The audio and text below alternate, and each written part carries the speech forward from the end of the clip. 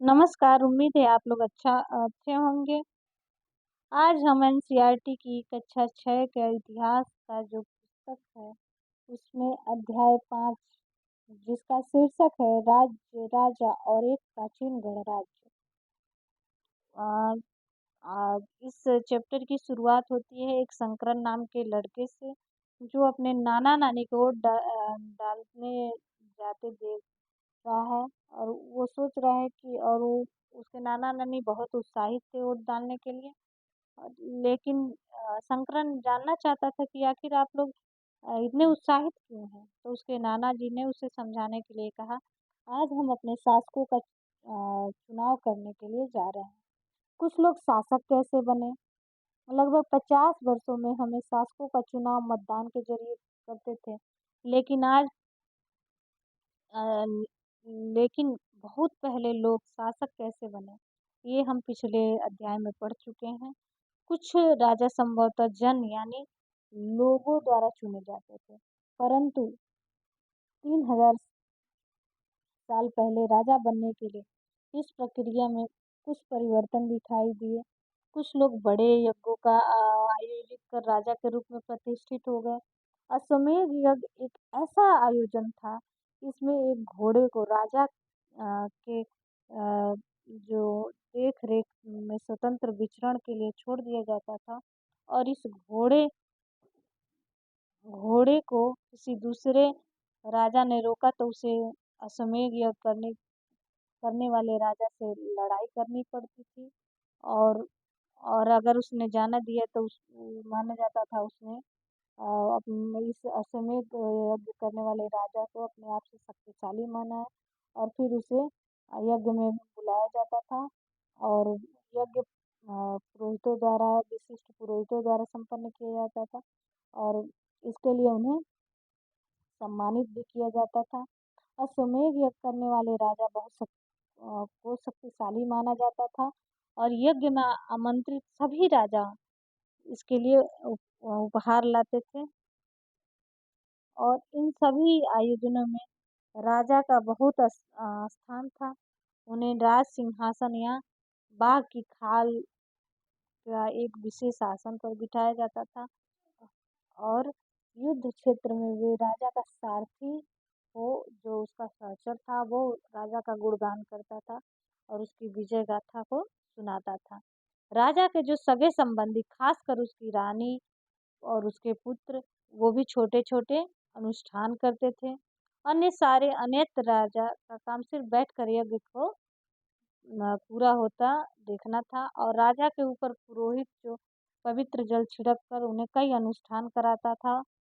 और जो वैश्य होते थे यानी विष जैसे सामान्य लोग उपहार लाते थे जिनमें पुरोहित शूद्र मानते थे उन्हें अनुष्ठान जो शूद्र होते थे उन्हें अनुष्ठान में शामिल नहीं किया जाता था। अब यहाँ वर्ण के बारे में आपको बताया गया है। उस समय उत्तर भारत में खासकर गंगा यमुना के क्षेत्र में कई ग्रंथ रचे जिसमें ऋग्वेद है और ऋग्वेद के बाद जो भी वैदिक ग्रंथ रचे गए उसे उत्तर वैदिक ग्रंथ कहते हैं जिसमें सामवेद, यजुर्वेद, अथर्ववेद वेद तथा अन्य ग्रंथ आते थे। पुरोहित तथा रचित इन ग्रंथों के विभिन्न प्रकार के अनुष्ठान और संपादन की विधियां बताई गई हैं। इसमें सामाजिक नियमों के बारे में बताया गया है। उस समय कई समूह थे, पुरोहित, योद्धा, कुशल पशुपालक और व्यापारी, शिल्पकार, श्रमिक, मछली पकड़ने वाले और जंगल में रहने वाले लोग शामिल थे। जहाँ कुछ पुरोहित तथा योद्धा वैभवशाली थे, वहीं कुछ कृषक और व्यापारी भी धनवान थे। दूसरी ओर पशुपालक, शिल्पकार, श्रमिक और मछली पकड़ने वाले शिकारी तथा भोजन संग्राहक निर्धन थे। पुरोहितों ने लोगों को 4 वर्णों में विभाजित किया है मतलब 4 भागों में विभाजित किया है, जिसे वर्ण कहा जाता था। प्रत्येक वर्ण का अलग-अलग काम था। ब्राह्मण का काम बस वेदों का पढ़ना और यज्ञ करना और उसके बदले उसे उपहार मिलता था। शासकों का था कि वो क्षत्रिय थे और उनका काम था युद्ध करना और लोगों की रक्षा और तीसरा था विश्व जो जो कृषि, पशुपालन और व्यापारी आते थे। जो अ, और जो वैश्य होता था वो उसको पशुपालन और व्यापारी इसमें होते थे। और क्षत्रिय और वैश्य दोनों को यज्ञ करने का अधिकार था। वर्णों में सबसे अंतिम स्थान शूद्रों का था। उनको तीनों वर्णों की सेवा करनी थी और अनुष्ठान का उन्हें कोई अधिकार नहीं था। और औरतों को भी शूद्रों के मतलब औरतों की स्थिति बहुत दयनीय थी और शूद्रों को वेदों का अध्ययन करने का बिल्कुल अधिकार नहीं था। पुरोहितों के अनुसार सभी वर्णों का निर्धारण जन्म के आधार पर होता था। उदाहरण के तौर पर ब्राह्मण के माता पिता की संतान ब्राह्मण ही होती थी। कुछ लोगों को अछूत माना गया। अछूत वर्ग के कुछ लोग शिल्पकारी, शिकारी, भोजन संग्राहक ये लोग शामिल थे। साथ में इनमें वे लोग भी आते थे जो शवों को दफनाते और जलाते थे। इनके संपर्क में आने से लोग अपने आप को अपवित्र मानते थे। कई लोग ब्राह्मणों द्वारा बनाई गई वर्ण व्यवस्था को स्वीकार नहीं करते हैं। कुछ राजा स्वयं को पुरोहित से श्रेष्ठ मानते हैं और कुछ लोग जन्म के आधार पर वर्ण व्यवस्था का निर्धारण सही नहीं मानते हैं। इसके अतिरिक्त कुछ लोग व्यवसाय के आधार पर लोगों के बीच भेदभाव को उचित नहीं मानते हैं, जबकि कुछ लोग चाहते हैं कि अनुष्ठान संपन्न करने का अधिकार सबका हो। और कई लोगों ने छुआछूत की आलोचना की है और इस उपमहाद्वीप पूर्वोत्तर जैसे क्षेत्र सामाजिक आर्थिक असमानता बहुत कम थी। यही पुरोहितों का प्रभाव भी बहुत सीमित था। अब यहाँ देखिए ये एक दूसरा पात्र है जिस पे कुछ ज्यामिति आकार की कुछ जो ये ऐसे बर्तन हैं, थालियाँ हैं जिनको विशेष अ, समय इनको भोजन के समय निकाला जाता था भोजन परोसने का। अब यहाँ देखिए जनपद महायुद्धों को करने वाले राजा अब जन के रूप में होकर जनपदों के राजा माने जाने लगे। जनपद का शाब्दिक अर्थ है जन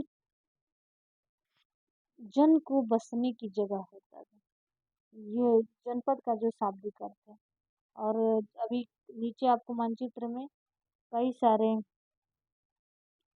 जो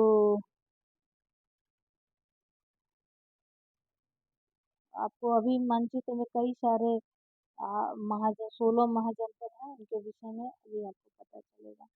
यहाँ जहाँ दिल्ली का पुराना किला है और उत्तर प्रदेश में मेरठ के पास हस्तिनापुर और एटा के पास अतरंजी खेड़ा इनमें से प्रमुख स्थान है। तथा लोग झोपड़ियों में रहते थे और मवेशियों के साथ अन्य जानवरों को भी पालते थे। वे चावल, गेहूँ, धान, जौ, गन्ना, तिल आदि सरसों जैसी फसलें उगाते थे। अब इनके आप एक सूची तैयार करें।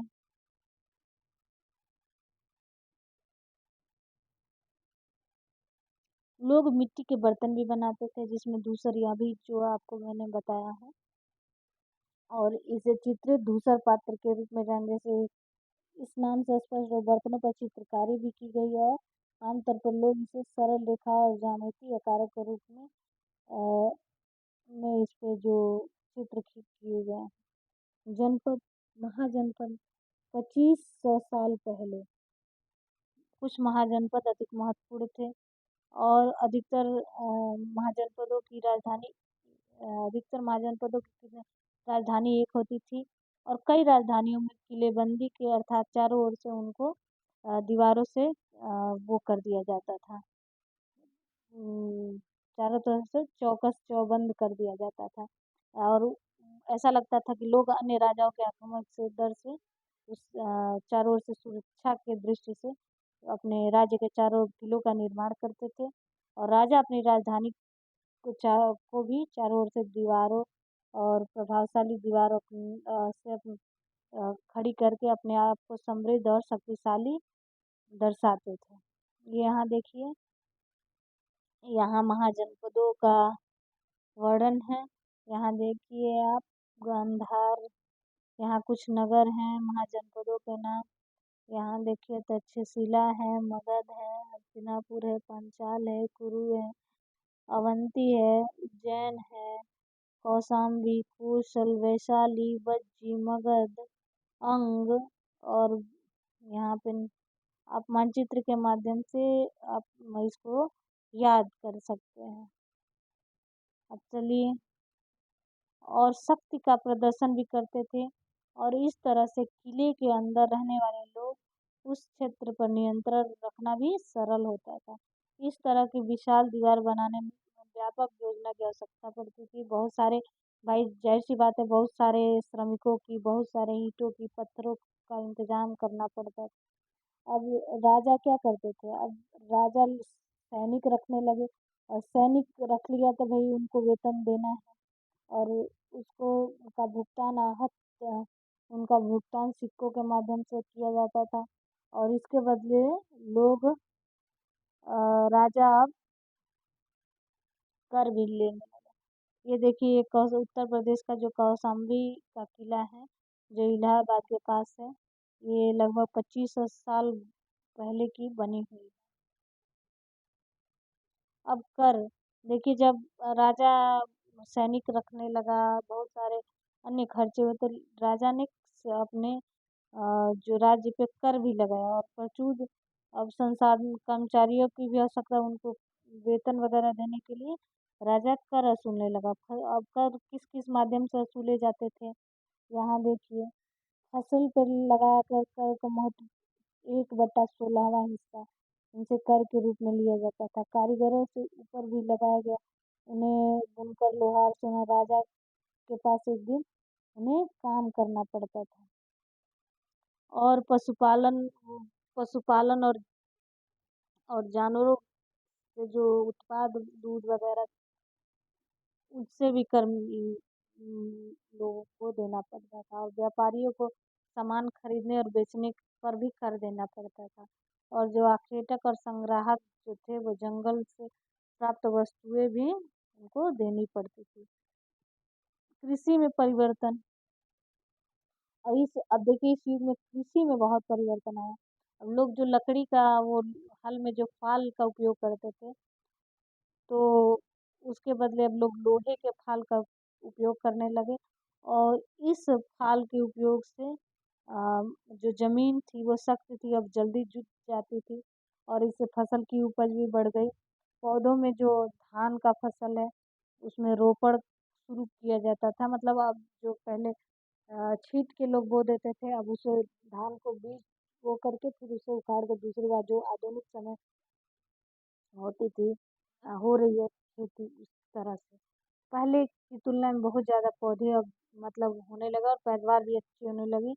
और इसमें उन्हें कमर तोड़ परिश्रम करना पड़ होता था। भूमिहीन, और इसमें जो काम करते थे, वो भूमिहीन, जो भूमिहीन किसान और खेतिहर मजदूर थे, वो काम करते थे। यहाँ आप देखिए, यहाँ आप यहाँ पे आप देखिए, मगध जो ऊपर हमने देखा है मानचित्र, उसमें आपको मगध को ढूंढना है। और मगध मतलब आधुनिक बिहार। इस बिहार में गंगा और सोन नदियाँ दोनों बहती थी, और यातायात और जल वितरण और जमीन को उपजाऊ बनाने के लिए नदियाँ बहुत महत्वपूर्ण होती हैं। मगध का एक हिस्सा जंगलों से भरा होता था। इन जंगलों में रहने वाले हाथियों को पकड़ कर लोग क्या करते थे, उन्हें प्रशिक्षित कर सेना में काम उनसे लिया जाता था। यही नहीं, जंगलों में घर, गाड़ियाँ, रथ बनाने के लिए लकड़ी भी मिलती थी। इसके अलावा इस क्षेत्र में लौह अयस्क, जो लोहे का खाद्यान्न भी मिला, जिसके माध्यम से लोग औजार और हथियार बनाने के लिए इसको उपयोग में लाने लगे। मगध के में दो शक्तिशाली राजा हुए, बिंबिसार और अजातशत्रु।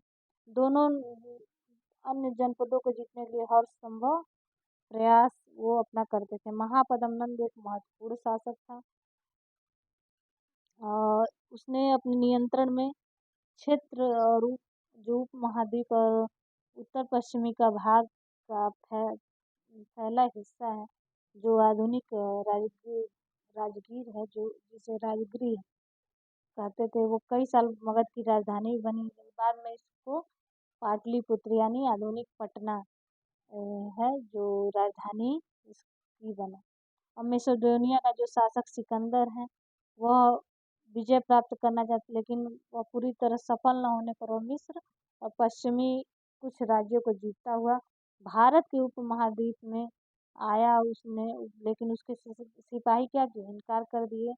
और वो भयभीत थे कि यहाँ भारत के शासकों के पास पैदल रथ और हाथियों की बड़ी सेना थी। अब वज्जी महासंघ, ऊपर हमने मगध साम्राज्य को भी अब वज्जी संघ, ये ऊपर जो मगध है एक शक्तिशाली राज्य बना। वहीं नजदीक में वज्जी राज्य, इसकी राजधानी वैशाली जो बिहार है, एक अलग किस्म की शासन व्यवस्था थी जिसे गण और संघ कहते थे। गण सभी संघ में एक मतलब कई शासक होते थे, और कभी कभी लोग क्या करते थे, एक साथ शासन करते थे, और प्रत्येक व्यक्ति राजा कहलाता था। सभी राजा विभिन्न अनुष्ठानों में एक साथ अनुष्ठान संपन्न करते थे, सभाओं में आकर बातचीत करते थे, वाद विवाद करते थे, और अपने कार्यों का विवरण करते थे, और किस तरह क्या करना है इसके लिए वार्तालाप करते थे, और शत्रुओं से निपटने के लिए वो आपस में चर्चाएं करते थे। इसमें दास और जो कामगार हैं वो हिस्सा नहीं लेते थे, और स्त्रियों की स्थिति उस समय भी बहुत दयनीय थी। बुद्ध और महावीर, जो हम नेक्स्ट चैप्टर में पढ़ेंगे, दोनों ही गढ़ से संबंधित हैं, और बौद्ध साहित्य में संघ के जीवन का बहुत सजीव चित्रण मिलता है। अब हम यहाँ बात करेंगे। यहाँ आप यहाँ हम देखिए गण, और जो एक महत्वपूर्ण टॉपिक है, गण शब्द का प्रयोग हुआ है तो कई सदस्यों को समूह के लिए किया जाता है, और संघ अर्थात संगठन या सभा। अब यहाँ देखिए वज्जी संघ का वर्णन दीघ निकाय में हुआ है। जो दीघ निकाय है वो बौद्ध ग्रंथ है, जिसमें बुद्ध के कई व्याख्यान हैं जो 2300 साल पहले लिखा गया। अजातशत्रु और वज्जी संघ, अजातशत्रु वज्जी संघ पर आक्रमण करना चाहता था, तो उसके मंत्री जो थे वत्साकार ने को बुद्ध के पास सलाह के लिए भेजा। बुद्ध ने उनसे पूछा, क्या वज्जी सभाएं नियमित रूप से होती हैं तथा उनमें सभी सदस्य उपस्थित होते हैं? और जब तक पता चला कि ऐसा होता है, तो उन्होंने कहा कि वज्जीवासी तब तक उन्नति करते रहेंगे जब तक वो पूर्ण रूप से नियमित सभाएं करेंगे, आपस में मिलजुल कर रहेंगे, और पारंपरिक नियमों का पालन करते रहेंगे, बड़ों का सम्मान करते रहेंगे, और और समर्थन की बातें और उन पर ध्यान देते रहेंगे।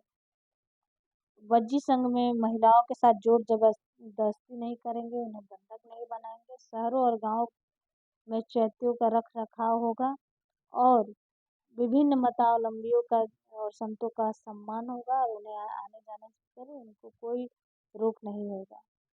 अब यहाँ पे कई शक्तिशाली राज्य संघों को जीतना चाहता था, इसके बावजूद उनका राज्य अब तक 1500 साल पहले तक चलता रहा। उसके बाद गुप्त शासकों ने गण और संघ राज्यों को प्राप्त कर अपने राज्य को में शामिल कर लिया, जो हम अध्याय 10 में पढ़ेंगे। अब यहाँ बात आती है विदेश में, जो एटलस में यूनान और एथेंस है।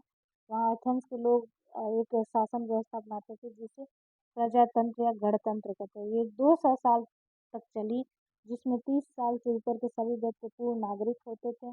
जो जो दास नहीं थे, वहाँ एक सभा थी जिसमें विषयों पर निर्णय लेने के लिए साल भर में कम से कम 40 बार बुलाई जाती थी। सभी नागरिक भाग लेते थे, और शासन में कई पदों पर नियुक्तियां लॉटरियों द्वारा की जाती थी, तथा नागरिकों को सेना और नौसेना में अपनी सेवाएं देनी पड़ती थी, और औरतों को नागरिक का दर्जा यहाँ भी नहीं था, मतलब वहाँ भी इन औरतों की स्थिति दयनीय थी। और व्यापारी और शिल्पकारों के रूप में एथेंस में रहने का काम करने वाले बहुत विदेशियों को भी नागरिक अधिकार नहीं मिलते थे।